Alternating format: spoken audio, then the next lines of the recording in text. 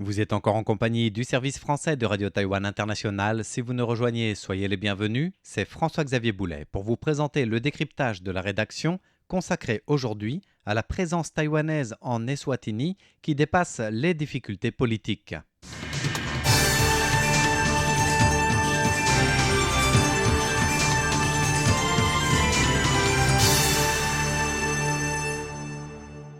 La semaine dernière, le président taïwanais Lai Ching-te n'a donc pas pu se rendre en Eswatini, pays allié diplomatique de Taïwan en Afrique, en raison de la pression de la Chine sur des pays voisins empêchant l'avion présidentiel d'envisager un parcours serein. Mais Taïwan poursuit bel et bien son aide humanitaire et son soutien au développement local, à l'instar de l'engagement humain, technique et logistique présent et ancré en Eswatini. Notamment, c'est le cas de l'organisation World Vision Taiwan, active depuis plus de 3 décennies auprès de l'allié diplomatique de Taïwan en Afrique. La directrice du département des affaires internationales de World Vision Taiwan, Shine Liu, nous détaille les différents volets de la coopération taïwanaise et de l'aide concrète, technique, agricole et alimentaire sur place, à commencer par le besoin en matière de sécurité alimentaire et de l'accès à l'eau potable. Chaque année, le gouvernement taïwanais met à disposition une certaine quantité de riz pour l'aide internationale. Ce riz est destiné à soutenir les alliés diplomatiques ou les pays en situation de besoin. Nous définissons des priorités avec le gouvernement en privilégiant nos alliés et les pays qui ne sont pas eux-mêmes producteurs ou exportateurs de riz, mais qui font face à une réelle pénurie alimentaire. En Eswatini, nous travaillons depuis 1996 et nous utilisons du riz taïwanais depuis 2003. C'est d'ailleurs le premier pays où nous avons mené ce type d'aide. Jusqu'à aujourd'hui, environ 30 000 tonnes de riz y ont été envoyées. Le gouvernement taïwanais fournit le riz, conditionné dans des sacs de 30 ou de 50 kilos, floqués du message « Love from Taiwan ». De notre côté, nous collectons des fonds pour le transport, généralement maritime, et nous assurons la distribution sur place. Si en matière de sécurité alimentaire, l'aide taïwanaise se focalise plutôt sur la production locale, depuis 2023 et le phénomène El Niño, toute l'Afrique australe a connu une sécheresse historique et les récoltes ont chuté de plus de la moitié. Les prix alimentaires ont été multipliés par 3 à 5. Et c'est dans ce contexte que Taïwan a renforcé l'acheminement de ces sacs de riz Love from Taiwan. Et l'organisation œuvre avant tout auprès des régions les plus touchées, les plus pauvres et où les familles sont aussi les plus vulnérables, n'ayant pas l'accès tous les jours à la nourriture. Sans oublier la question de l'eau potable. En Eswatini, le problème de pénurie en eau est quotidien et il ne suffit pas d'avoir de l'eau, encore faut-il qu'elle soit propre et potable. Nos projets ne consistent pas seulement à fournir de l'eau, mais surtout à garantir sa qualité, ce qui implique un travail sur l'environnement et l'hygiène. Par exemple, dans certaines communautés, il était courant de voir les habitants faire leurs besoins à l'extérieur, n'importe où et même à proximité des sources d'eau, ce qui pouvait causer des contaminations de l'eau. Nous travaillons donc avec les communautés locales pour changer ces pratiques. Les villages qui respectent les critères d'hygiène de base reçoivent un certificat et peuvent obtenir des subventions pour faire construire des infrastructures d'alimentation en eau.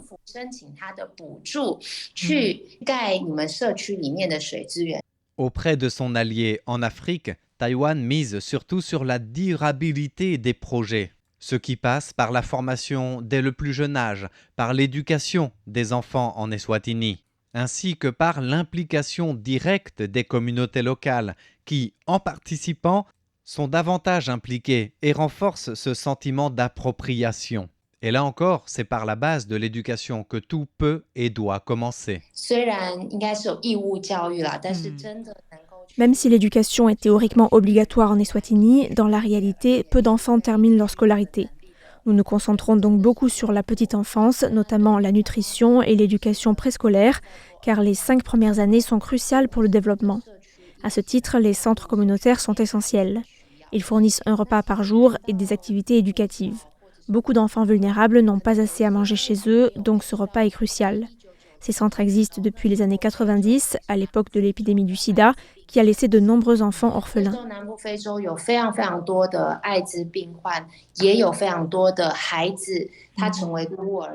La présence de World Vision Taiwan sur place vise à accompagner la population à travers divers programmes structurels inscrits dans le cadre de la coopération bilatérale et qui, enracinés depuis plusieurs décennies, visent non pas simplement à apporter une assistance ou pallier les différents manques, pénuries, mais bel et bien coopérer vers le développement de l'autonomie locale et créer une situation mutuelle, bénéfique, tournée vers l'avenir.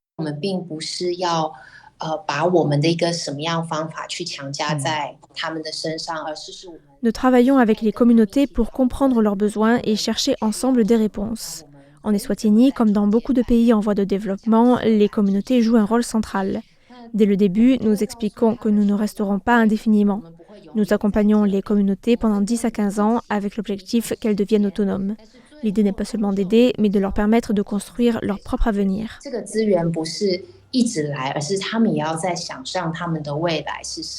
Voilà pour un aperçu, certes non exhaustif, de la World Vision Taiwan et de son action en Eswatini, mais qui montre l'ancrage de l'aide taïwanaise, aussi bien humanitaire que sociale, que dans la coopération technique, agricole, éducative, auprès de son allié diplomatique en Afrique. Et ce, encore une fois, peu importe les pressions extérieures, comme on l'a vu avec le président taïwanais Lai Ching-te qui a dû reporter son voyage d'État en Eswatini, la faute aux pressions faites par la Chine sur 3 pays voisins, notamment les Seychelles, Maurice et Madagascar, qui ont révoqué sans préavis le droit de passage de l'avion présidentiel de Lai Ching-te peu avant son départ, rendant impossible ce déplacement en Eswatini, en pensant par exemple à d'autres trajectoires, tout en prenant en compte les difficultés de sécurité liées à la crise au Moyen-Orient. En tout cas, c'est son émissaire spécial, le ministre des Affaires étrangères, Lin Chia-long, qui est présentement sur place, arrivé samedi matin en Eswatini, pour les célébrations du 40e anniversaire sur le trône du roi Mswati III, son 58e anniversaire, et marquer l'engagement continu de Taïwan et même renforcer dans sa résilience et sa conviction pour aider les pays partageant les mêmes valeurs, pour aider ses alliés diplomatiques et acter plus en avant son engagement de citoyen du monde, et ce malgré les pressions croissantes, continues et renforcées de la Chine.